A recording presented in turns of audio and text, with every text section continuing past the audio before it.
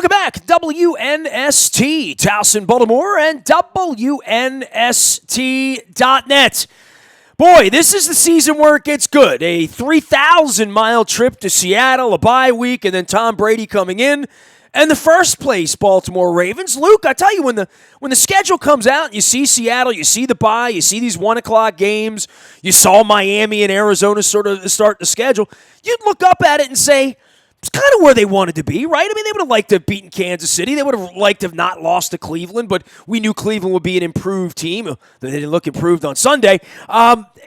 This isn't a bad spot, all things considered, even though we're not all enamored and thinking this is the best Ravens team we've ever seen, right?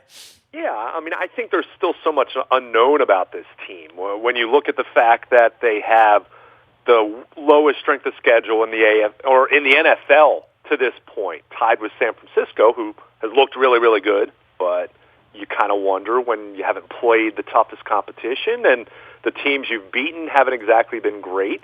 You don't apologize for that, but you can't really argue that there isn't some unknown about the Ravens at this point. The only elite team they've gone up against is Kansas City, and even the Chiefs, they've lost a couple games at home since then, so you wonder about that a little bit, but we'll find out. And Pernell McPhee and a couple other players after Sunday's game talked about the idea of they'll get a better idea of where they truly are as a football team in the coming weeks. But when you look at the division, when you looked at the schedule when it came out in April, I think 4-2. Maybe we swapped the Pittsburgh and the Cleveland results. At that point, not knowing Ben Roethlisberger wasn't going to be on the field for the Steelers. And I think many people would have said 4-2 through 6 games. That's where I had them through 6 games. Like I said, I would have had them beating the Browns and losing at Pittsburgh before the season started. Well, I guess my point is there can be no disappointment in 4-2 at this point and first place. I mean, this is a good season, even if you look at these other teams and scratch your head a little bit. But you may have watched the Chargers on Sunday night, or you may have watched the Browns and said, well, who are the good teams other than New England? And we're going to get a little taste of them in a couple of weeks, right? Yeah, I mean, I think that's the whole point. I mean, you're really going to struggle to earn style points when you're playing Miami, and they actually did because they were so dominant. Their offense was so impressive, and what Lamar Jackson did in that opener. But then you go home and play Arizona, not really earning style points there. And when you're going up against a winless Bengals team, you're not going to earn a whole lot of street credit there. But you win your division, and then you look up at the end of the year and you say, we're going to play the Patriots, the Chiefs, the Texans, the better teams, right? Like, sure. That's a first-place schedule. That's what you get. And then you have to go out there and play your first-place schedule without Eric Weddle and without Terrell Suggs and without Joe Flacco, whoever was on last year's team. I loved your graphic, by the way, and we can get into this because I know you want to talk about the defense and talk about players and personnel, just how much turnover there has been. And the fact that we're doing this with this second-year quarterback no one wanted, in an offensive system no one wanted to run, and with a defense that is 75, 80% turned over from 52 weeks ago? Yeah, I mean, you think back to that first Lamar Jackson start, that game against the Bengals last November. All the talk was about Joe Flacco's injury. The Ravens had struggled. They were 4-5 going into that bye week, and the season was really on the brink. John Harbaugh's career on the brink. Joe Flacco's career on the brink, and obviously that came to an end with the Ravens. But you looked at that defense in that one. Of the 11 players who were on the field for the first snap against the Bengals last November, only 2 played for the Ravens yesterday, Brandon Williams and Brandon Carr. Now, you can throw Marlon Humphrey in there. He didn't technically start that game, but they have some other players who factored in. But the point is, there's a heck of a lot of roster turnover, and this is a much different defense. I think we all admit it's not nearly as good, although it's looked better than 2 weeks ago when they gave up 40 points and over 500 yards to the Browns. But it's clear that this is not a defense that is doing things conventionally. I mean, just think about the fact that at various times on Sunday they had Josh Bynes, L.J. Fort, and Jihad Ward all on the field, and none of those three were with the team 2 weeks ago. So it really gives you an One idea. of the players had to reach to get his name. Was it Judon? I'm not Lamar. One of the players didn't know Jihad Ward's name. Like, literally, that's how new these guys are. Right. I mean, it's something that typically you'll encounter during OTAs or training camp, but not in the middle of the season when you're talking about guys that are actually playing. But on a first-place team, no less. Yeah, and the difference there is with those three, we're not talking about injuries being the driving force for that. It was ineffectiveness.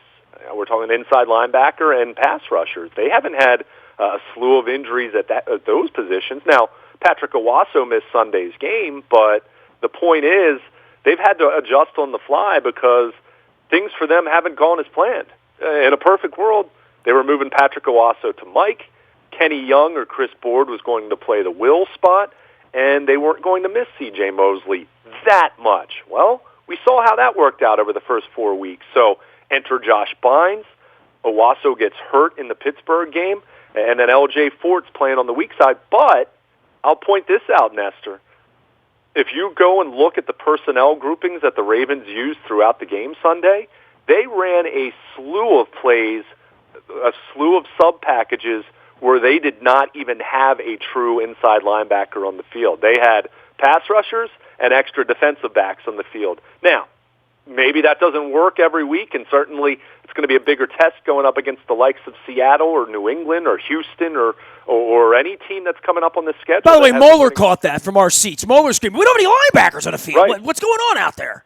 Right. So we're seeing the Ravens try to address this. We're seeing them try different things. For people that have been frustrated, for people who saw them give up over 1,000 yards in a 2-week period, which is just unheard of for a Ravens defense, it's not for a lack of effort of trying to do things differently. And ultimately, we'll see what Eric DeCosta does in the next couple weeks with the trade deadline looming. But they've clearly made some changes, and although it's Pittsburgh and it's Cincinnati, not talking offensive juggernauts here, we've seen some progress in that regard. A pretty good defensive effort on Sunday against the Bengals, considering they still largely did not have a pass rush until very late in that game.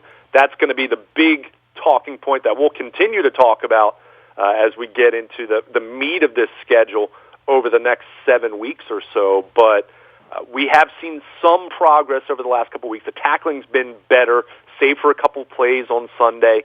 So baby steps, I'd say. You don't want to be puffing your chest out too much, beating a Bengals team that's just woeful on both sides of the ball. But considering where they were a couple weeks ago, considering where they were statistically and just how it felt, I think everyone would at least acknowledge, even if you're not thrilled with it, and believe me, I'm still not convinced this defense is very good at all, but it has. Well, we're going to find out now, aren't we? Russell Yeah. Russell Dangerous is coming along, and Tommy Brady's coming in. They're going to get rested. Maybe they get Jimmy Smith back. Maybe they put a little extra work in during the bye week where, Josh Bynes and L.J. Fort and, Jihad Ward, these guys don't need bye weeks right now. Jimmy Smith doesn't need a bye week. He wants to play, So this is a fascinating week to see how armed up they're going to go out to Seattle this week for a game that, let's be honest, they're supposed to lose, right? Right. I mean, they're going to be an underdog, although the early betting line was, I think I saw 3.5 on Sunday night. I'm not a big gambler, but we know that's not exactly all that. Well, Seattle's built a little more like this. Like, they've scouted this, the same kind of offense for years and years. I mean, that's what Earl Thomas grew up in out there chasing him around. And even with the 49ers, with Kaepernick and what they've tried to do, different with Garoppolo, as we saw on Sunday, but Seattle has prepared for this offense perhaps a little bit more, Pete Carroll style the last few years than some other places where, the Steelers just don't see it. Yeah, that's fair. Although I'd say this, I mean, Russell Wilson, first of all, he never ran anywhere close to as frequently as Lamar Jackson, and even never put a 19 for 152 up, right? Yeah, I would almost say a lot of the defense that faced him in practices early in his career isn't really there anymore. Sure. I mean, the Legion of Boom. I mean, that's Earl Thomas is part of that. Richard Sherman's in San Francisco now, so. But your point's taken on that. I think it's a defense and a coaching staff that should have a better idea of how to approach that. But we also talk about Lamar Jackson in the same way that you talk about facing that 99-mile-per-hour flamethrower who also has a devastating 89-mile-per-hour slider that just falls off the table. It's one thing to watch video. It's another thing to read a scouting report. To go tackle him, yes. Yeah, until you're in the batter's box, until you're on the field trying to tackle Lamar Jackson. The thing he did when he stopped, dude, I still got to go back to my playground, where you stop and you pull your belt back and everybody's reaching like a cartoon. I don't know. I mean, Barry Sanders didn't really do that, Sort of, it's almost like a Harlem Globetrotter trick of some kind, right? Well, it's funny you mentioned Barry Sanders because he's someone I think of as far as just having that suddenness, that being able to stop on a dime, that the really flexible hips. I mean, all of that. But it's funny. I think the most telling comment I heard about Lamar Jackson after Sunday's game came from Marshall Yonda, who, Marshall. I mean, he is not big into ceremony or showy jargon or showy language or anything like that. He flat out said, I honestly feel sorry for some of these defensive guys trying to tackle him in the open field.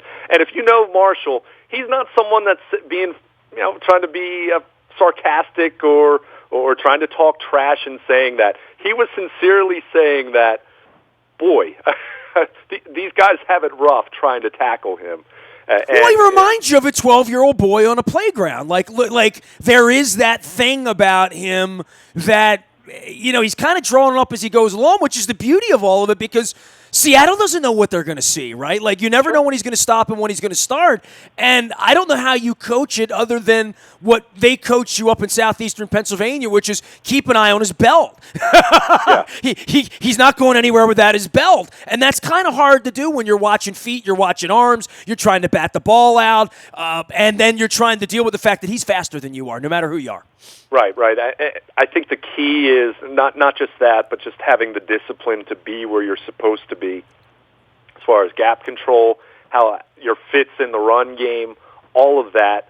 And even when you have that, there's still that unknown. Like you mentioned, I mean, the Ravens' offensive line deals with this. How many times, it doesn't happen too often, but how many times have we seen Lamar Jackson run into one of his own guys because he's changing directions? I mean, that's not a knock. It's speaking to just how crazy what he is able to do with his legs, how challenging that is for a defense. So that's the wild card here. We can talk about all the other issues the Ravens have with, whether it's Marquise Brown missing Sunday's game or not getting other wide receivers as involved in the passing game.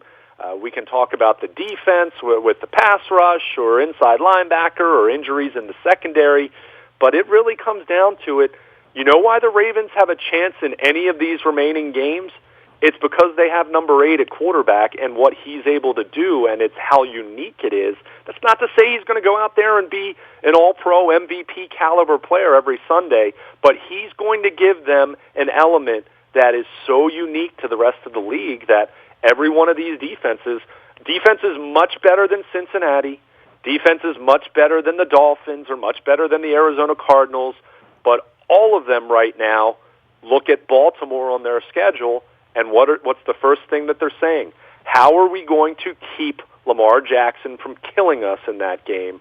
And when you have that kind of element, it's going to give you a chance every single week. Now, doesn't mean I think the Ravens are going 13-3 or 12-4, but for all these games that we point to and say at Seattle, okay, they're going to be an underdog. Houston, who knows there? I mean, the Texans have looked really good. Going to the Rams, they're going to be an underdog there. Who knows? Going to Buffalo in December, that's not going to be as easy of a task as it looked maybe in April. But in every one of those games, Lamar Jackson's the X factor, and that's a pretty good place to be with a second-year quarterback who still has questions about his game in the big picture. We've talked about that. We'll continue to talk about that. But when you consider through 6 games, Nestor, he's on pace to rush for just over 1,200 yards and throw for 4,000 yards. You got something there. Now, I don't know what the finished end result is going to be 5, 6, 10 years from now, however long he's the Ravens quarterback, but right, that gives you something to be excited about, even if there are fair questions on both sides of the ball for this football team. The thing that excites me the most is he hasn't had his head taken off and he hasn't been getting, Yeah. thrown himself into harm's way so often that we're gasping 4 times a Sunday. Luke Jones is here. He's Baltimore Luke at WNST.net. He will be in Owings Mills all week long. I got to tell you about all of our sponsors, and I want to forewarn everyone about the bye week and Baltimore Positive around here. Obviously, the Baltimore Positive initiative is well underway. We're now 85 episodes deep with Don Moeller and I. You can subscribe anywhere you listen to podcasts. You can listen here at WNST. It's all at BaltimorePositive.net. BaltimorePositive.com and WNST.net. We got Mark Weller this week, but a whole litany of interviews, including Ben Cardin and John Sarbanes. We sat last week with Bill Ferguson. It was an unbelievable conversation. So all of that stuff's at Baltimore Positive, learning, quite frankly. You'll hear it all next week. It's all brought to you by our friends at State Fair. And, of course, our friends at Jennings. I was in Catonsville several times last week, had dinner at Jennings on Friday night, watched the Nationals win. I don't like when they win very much. They'll get home this week. We'll see if we can get some losses mounting up for them. Also, State Fair. I had breakfast out there last week with my wife. She likes the mimosas and the Bloody Marys on Saturday and Sunday mornings, the chicken and waffles. We get out there on Thursdays most of the time. We're back into action in November. Make sure you check out our schedule at BaltimorePositive.com. And don't forget Fadley's as well with the great seafood. They got crabs down there and delicious crab cakes. You're downtown. Don't eat a tourist crab cake. Go to Fadley's. Get the real thing. And you can check out our conversation with John Sarbanes as well as Bill Ferguson, both from Fadley's downtown in Lexington Market. All right, let's get around the Beltway here and talk about some places that have been supporting us a long time. All of our friends up at Full Circle Tire and Auto, Dave and the group, working on my nasty van going back 20 years. You're back to school. You're back to work. Hey, man. Better get the heat checked out. Better get your car winterized. Get it all ready. $39.99. You get a full vehicle inspection, including an oil change and tire rotation at Full Circle Tire and Auto. Check them out. Their new and improved location, 2133 North Fountain Green Road in Bel Air. Give them a like on Facebook. Full Circle Tire and Auto. Our pal Johnny D still mixing up the real turkey. It's like every day's like Thanksgiving there, Johnny D's place. Also, the shrimp salad. You'll be very thankful if you get that. Go see them. Free catering hall available at all times. If you have a function, you have an event, Johnny will put you up, give you the room, no problem. Proudly serving Parkville only since 1954. That makes Johnny D's a senior citizen. 65 years they've been doing it. Johnny D's Lounge. I was talking about live events and the cool stuff we got going on. Bradley Bozeman joining us on Tuesday night to celebrate my birthday, our fun, some cake, crab cakes. Greenmount Station, Bradley Bozeman, his wife Nikki joining us to talk about their anti-bullying campaign. My pal Bobby Zirkin's been a part of that as well. Very important message. I ran into them in Little Italy going to Nomici's the other night. See them Tuesday night. Greenmount Station. We'll be out there about 7:30. Come on out, get swabbed for the Bone Marrow Registry, and say hello to Bradley Bozeman as well. Last but never least, Curio Wellness. They've been supporting us forever. I got my Curio hat here. Brian Sanderoff and I haven't been together in a couple weeks. We're going to get together this week. The Holistic Spa with the top-of-the-line products and experienced pros. We've been talking about the vaping issues. We're going to talk to Brian about that this week. And always committed to cannabis education and ways to feel better. It's easy. Walk into Curio, say hello. It's the kind of place you can walk into. You don't need a card to walk in. You can learn lots of holistic products in the front, educational center in the back, the spa in the back, and, of course, cannabis products. CurioWellness.com. Luke Jones is here. He will be in Owings Mills all week as we get ready for, the bye week. What does the bye represent to you as we sort of get up on this for where they would be in the New England game that they might not be in the Seattle game this week, Luke? Well, I think it gives you a chance just to take pause. It gives you a chance to get healthy. I think this is a good season. The worst you can be is 4-3 at the bye. We've got a good season in progress. They should all feel like something good's happening out there, right? Yeah, I think it's fine. I don't want to be. I don't think they're a Super Bowl contender, but I don't look into the crystal ball 8 weeks from now and say, maybe some of the younger players, maybe Matt Judon goes and gets Tom Brady. I don't know, but I'm with you. I think I said several times, it felt like an 8-8 team beating a 2-14 team on Sunday. I am not hot and bothered that they're going to win 13 games, but I am hot and bothered that they're not 4-5, and they might not be 4-5, right? They might be 4-4 though. Right. I mean, I think you have to look at it through a realistic lens of how young they are on the offensive side of the ball, how much roster turnover they had on the defensive side of the ball. To be 4-2 right now, look, let's call a spade a spade. I mean, I already mentioned that they're tied for the lowest strength of schedule in the NFL. They have the second lowest strength of victory in the AFC. Only Pittsburgh, and you're talking about a 2-4 team there, has a lower strength of victory. So they really haven't played anyone. I mean, that's just the truth. I mean, I know people bristle at that and say, "Oh, you're hating on them." No, I'm not. They're 4-2. I'm just telling you, I don't really know just how good they are right yet. I think they're pretty decent. I think they're pretty good, but I'm not changing my prediction from the beginning of the year where I said 9-7. I still feel that's right around where they are. And by the way, 9-7 is going to win this division. I mean, I really feel that way. The Ravens got more losses. I mean, you look down the barrel at Houston, L.A., San Francisco, Buffalo. Yeah, they're not winning all those games. I mean, they're not going 4-0 there. Right. I mean, but as I mentioned a few minutes ago, when you do have Lamar Jackson, I mean, that's an X factor that the Ravens could win any of those aforementioned games. I mean, it really does come down to just what the matchup's going to be. If they're able to get their defense playing at a higher, more consistent level, then yeah, maybe they can go 10-6. Maybe they can go 11-5 if things would really improve in some areas. So, but we have to recognize that this has been the underbelly of the schedule that they've gone through. I mean, they just, Miami, Arizona, Kansas City, okay, fine, they lost. Home against Cleveland, well, look at how the rest of the leagues play the Browns and tell me whether you should feel good about that. At Pittsburgh, well, the Chargers certainly had their issues, but again, you're facing second and third string quarterback. And Cincinnati hasn't beaten anybody this year. So I'm not asking the Ravens to apologize for that, but I'm not going to anoint them for that list of games that they've gone through. Just means there's a lot of unknown. But to get back to your question about the bye week, it's an opportunity to self-scout, look at what's worked, look at what hasn't worked. I think it'll be really interesting for this coaching staff to look on the offensive side of the ball for all the yardage they put up, for all the points that they put up in the Miami game. You look at how the offense has played since then. They put the yards up.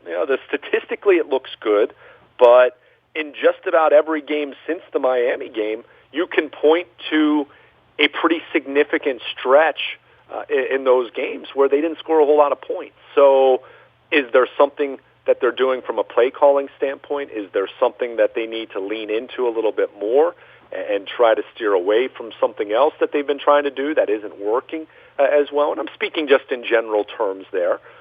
But it's a chance to do that, and it's really a chance to gear up for the second half of the schedule that's going to be pretty challenging until you get to maybe the second week of December. So I think that it's a chance to find some answers, and I think Eric DaCosta will factor into that as well in terms of potentially pulling off a trade. People keep saying to me, are they going to make a trade? And I'm like, man, nobody ever asked me that question for 20 years. I don't really have a good answer for whether they're going to make a trade or not. I wouldn't say that they're close to that, but I also know they don't deal draft picks. But I also know that if you go out to Seattle and win, and all of a sudden you're 5-2, you know what I mean? Like you start to feel good about yourself, and you feel like this is our chance to get a bye, and then all we got to do is win one game and go up to New England and play hard. You know what I mean? Like you start to smell like Lamar Jackson's only going to be young once. Marshall Yanda's only going to be here for so long. We're only going to be as healthy as we're going to be. They're going to have a better cap situation next year, right? But knowing all of that and knowing the other teams that are stockpiling things like Miami and these other teams that are pushing all of their draft picks in that direction, I don't see the Ravens dealing number one picks away for Jalen Ramsey. But what do I know, right? Right. I mean, you never say never. I think you take each case on an individual basis from a standpoint of what is this doing for us right now, and how is it going to impact us in the future? And look at the Minkah Fitzpatrick deal, right? Like we say, well, why did the Steelers do that? Well, Minkah Fitzpatrick's going to come to Baltimore next year, and the next year, and the next year, and you had to suck to get him, right? Like literally, right? But well, they're not going to like that on the third Thursday of April next year. Right, they won't, but the difference between Jalen Ramsey, who you're going to have to pay right away and make the highest paid corner in the NFL at some point in the very near future, Minkah Fitzpatrick, go look at what he's making from a salary standpoint over the next couple years after this season, and that's why Pittsburgh was willing to give up a first-round pick. Now, we can debate whether that was a smart move or not in terms of where they are as a franchise right now, but there's at least an argument to be made because of the financial part of that, where you're getting a good player on the cheap. So yeah, you might be willing to give up a first-round pick there, but I think the Ravens will be open. I think there's been plenty of dialogue already for potential moves, but I think we always have to remember it's Eric DeCosta, it's not Ozzie Newsome, so everyone's real quick to try to draw comparisons or to try to contrast, but the lifeblood of this organization for its entire existence has been the draft, and Eric DeCosta has been a huge part of that for virtually that entire time. Well, they're going to get some comps next year, right? So they feel like they're playing with a little bit of money, right? A little bit, yeah. I mean, the one thing that's kind of hurt them is C.J. Mosley missing so much time for the Jets. That could compromise. That could go from a third-round compensatory pick to a fourth round if they're not careful in that regard. So you're always keeping that in the back of your mind. But I think there's absolutely an opportunity for them to make a big trade. If I'm going to guess what kind of trade they make, I'm guessing it's going to be more in the moderate or smaller scale, because I think you do have to think in terms of the big picture, in terms of, hey, Lamar Jackson, yes, there are a couple more years left on his rookie contract after this one, and you're going to have a ton of flexibility, but you also have to re-sign Ronnie Stanley and probably going to have to make him, if not the highest paid left tackle in the league, one of the 2 or 3 highest paid, and he's playing at that level this year. He's taken a step forward to this point in the year. So remember, you have to keep other guys, and you want to draft players, because if Lamar Jackson continues to progress and move in the right direction, you don't want the cupboard to be completely bare of cheap young talent because you've traded away all your draft picks come 2 or 3 years from now, or you truly only have another 2-year window, and then, well, you're stuck after that. So there's a way to kind of choose the middle ground here between keeping your eyes and ears open for an opportunity to make your football team better and not completely mortgaging the future and still looking at this team and saying, hey, okay, if they get Jalen Ramsey, that's still not going to fix their concerns at inside linebacker. You still have to get after the quarterback. So I'm just using him as one example. If you're asking me, are the Ravens truly one player away from being a full-blown, legit Super Bowl contender? I'm going to say no. At the same time, if there's someone out there that they can get that they feel that they're not giving up an extraordinary amount of draft capital to get that player, then, yeah, by all means, make a move and put yourself in better position, because as much as I just said, I'm not buying the Ravens as a team that's a legit Super Bowl contender. You do look at the rest of the AFC and say, okay, New England, defenses look great. Even their offenses has looked rather, I don't want to say pedestrian, but not Patriot-like over the last couple weeks. Houston is looking really good the last couple weeks, but go back and look at how they looked week 2, week 3. They had some issues. Kansas City has lost 2 games at home. They're having some issues with injuries and a defense that still is not very good. Then you go down the list, and Buffalo, Oakland, Indianapolis. I give all these teams credit for how they're playing, but I'm not going to put those teams ahead of the Ravens automatically. There's a lot of teams that look like they might be good, and the Ravens fit into that category as well. But there's a lot of unknown there. So that's where you do look at this and say, hey, if you have a chance to make your football team better, why wouldn't you explore that? So I fully anticipate the Ravens being active in that regard, but that doesn't mean that they're pulling off a trade for Jalen Ramsey or Von Miller or Patrick Peterson. It might be someone you haven't heard of, or someone you're not as familiar with, or someone that doesn't get you all that excited. How about just a linebacker we dcan get off the street? Maybe, yeah. Right. Sometimes the best moves are those under-the-radar kind of moves. Josh Bynes is looking like a pretty good addition right now, although I wouldn't say that he's a guy that was an unknown. I mean, I still kind of wonder why wasn't he signed at some point by someone, whether it was the Ravens or anyone else. Well, it's the veteran, Costa. I mean, actually, Pernell McPhee sort of had a laugh and walked away from me at the locker on Sunday talking about that because he was one of those guys. The veteran guys, that there is a different tolerance for their salary, right? They're the backup plans, right? I mean, that's what they are around the league. I mean, Josh Bynes flat out said last week he was everyone's backup. It's kind of, you think back to being in high school, the girl you really wanted to ask to homecoming that probably either turned you down or was going with someone else, and maybe you had another girl in mind and you said, well, I wouldn't mind going to homecoming with her if I can't go out with my top choice. I mean, on a very simplistic but level, more than that, she's a more expensive date. I mean, that's really where it's at. Yeah, on a very simplistic level, that's what Josh Bynes was. And got to take her to Ruth's Chris. Can't go to Taco Bell with her. Exactly. But hey, Josh Bynes everyone talked about Marlon Humphrey's interception. Go back and look at that and see how far Josh Bynes went in coverage to deflect that ball to Marlon Humphrey. I mean, that was a heck of a play by an inside linebacker. That wasn't just a good play. It's a veteran play, yeah. Off the street. I mean, that was just a good play by an inside linebacker, period. So, hey, again, going up against the Pittsburgh offense or a Cincinnati offense is a much different animal than playing Kansas City in Week 3 or even playing the Browns when they're firing on all cylinders, which has been pretty rare, but we saw it in Baltimore. It must be when they see the color purple. yeah, there's something like that. But going up against Seattle, going up against New England, going up against Houston, I mean, going to Los Angeles, although the Rams' offense isn't looking like it was last year or the year before, that's going to be a much different challenge. So, again, the defense, they've taken some steps in the right direction, but I'm not convinced that it's, quote, fixed.